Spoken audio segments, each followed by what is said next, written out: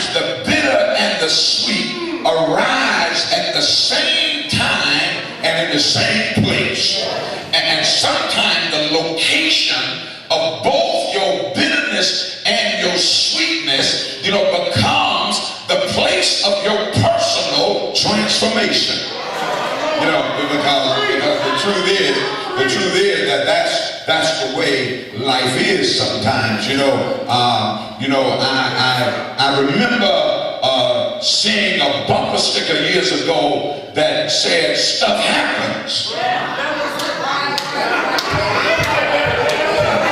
Y'all must have seen that bumper sticker, But it didn't quite say "stuff happens," but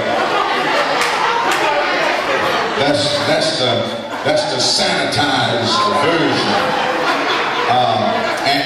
And see, what you got to do sometime is just accept that as a fact of life. That things happen, things occur, and none of us are exempt. None of us are exempt from the circumstances of life. But what we've got to do is hold on to God's hand and then work our way right through our situation.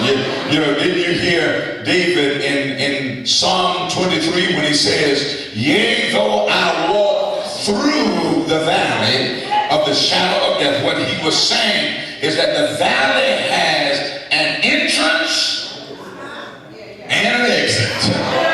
And I walk through the valley. I'm not running because I'm not afraid.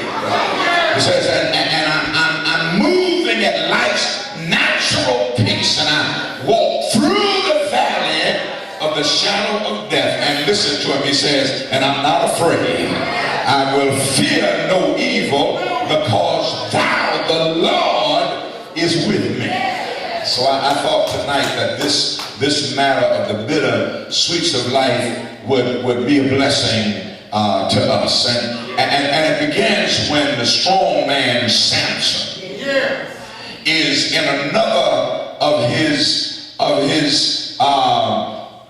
fits of love. Anybody know about a fit of love? He was having a fit because he feels like he's so much in love. And it's a good thing when a person loves another person, but the thing about it is that if you get obsessed with that, and if you get obsessed with that affection that we call love, and you allow yourself to be in love but without commitment, you will discover yourself, in love with one person after another. And every time you'll experience those high times of infatuation only to discover that it fades. Talk to me, somebody. It fades, and then you gotta have a new encounter to have that same high again, And there's some people, that are like Samson, that will just go through those highs, and then as soon as it drops, your eyes wander in another direction. And so Samson was in another one of his fits of love. And so he decided that the woman he wanted this time was down in Timnath. And he took his parents with him on a trip down there to see her.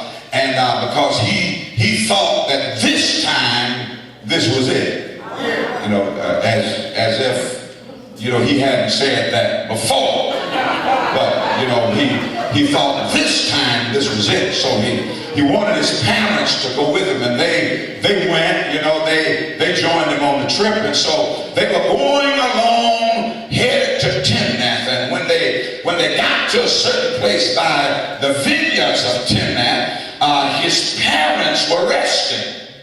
And he was over on another side of the field, and a young lion. The text even helps us by highlighting the fact that it was a young lion that growled at him and then ferociously attacked him. A young lion that symbolizes the strength of the lion, that the lion was at its peak. A young, youthful lion with all of its energies, all of its strength, attacked Samson. And Samson called on the name of the Lord. And as the strong man he was, he mustered up the strength to fight with that young lion. And the text says that he slayed the lion with nothing in his hands. He used no weapon and he slayed the lion, but it was a tough fight.